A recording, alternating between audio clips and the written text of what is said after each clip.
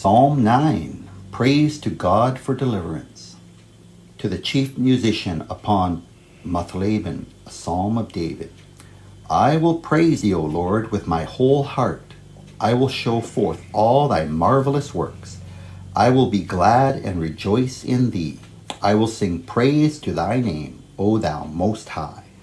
When mine enemies are turned back, they shall fall and perish at thy presence. For thou hast maintained my right and my cause. Thou sattest in the throne judging right. Thou hast rebuked the heathen. Thou hast destroyed the wicked. Thou hast put out their name forever and ever. O thou enemy, destructions are come to a perpetual end, and thou hast destroyed cities. Their memorial is perished with them. But the Lord shall endure forever. He hath prepared his throne for judgment. And he shall judge the world in righteousness. He shall minister judgment to the people in uprightness. The Lord also will be a refuge for the oppressed, a refuge in times of trouble. And they that know thy name will put their trust in thee. For thou, Lord, hast not forsaken them that seek thee. Sing praises to the Lord, which dwelleth in Zion. Declare among the people his doings. When he maketh inquisition for blood, he remembereth them. He forgetteth not the cry of the humble. Have mercy upon me, O Lord. Consider my trouble, which I suffer of them that hate me. Thou that lifteth me up from the gates of death, that I may show forth all thy praise. In the gates of the daughter of Zion, I will rejoice in thy salvation. The heathen are sunk down in the pit that they made.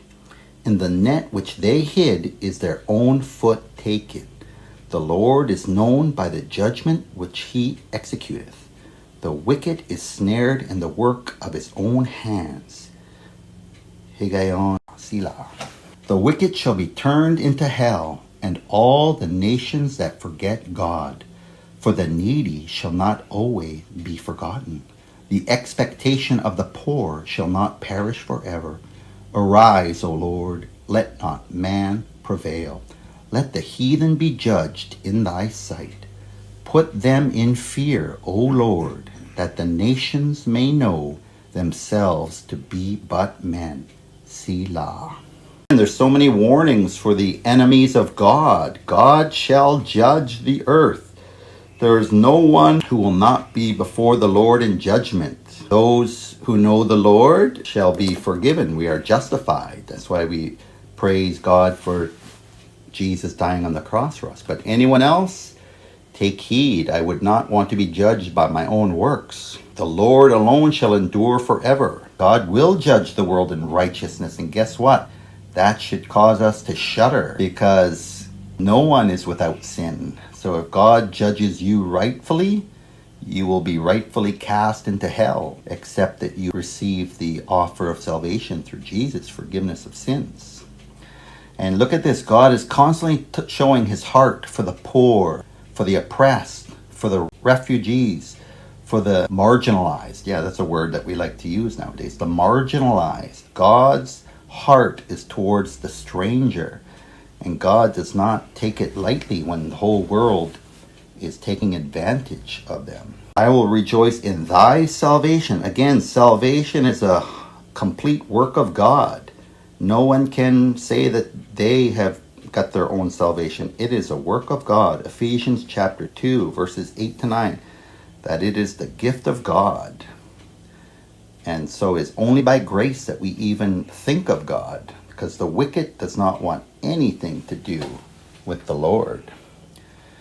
And again, the wicked shall be turned into hell, and all the nations that forget God. That's a warning for our nation of Canada and any other nation that decree unrighteous decrees and take stand against the Lord and his anointed. It's a great warning here. And I always remember Psalm 9:20. Put them in fear, O Lord, that the nations may know themselves to be but men. Fear of the Lord is the beginning of wisdom. So those who start thinking about their eternal destiny, you're in a good state. That is a state where you might start searching for the Lord. Another beautiful psalm, Psalm 9.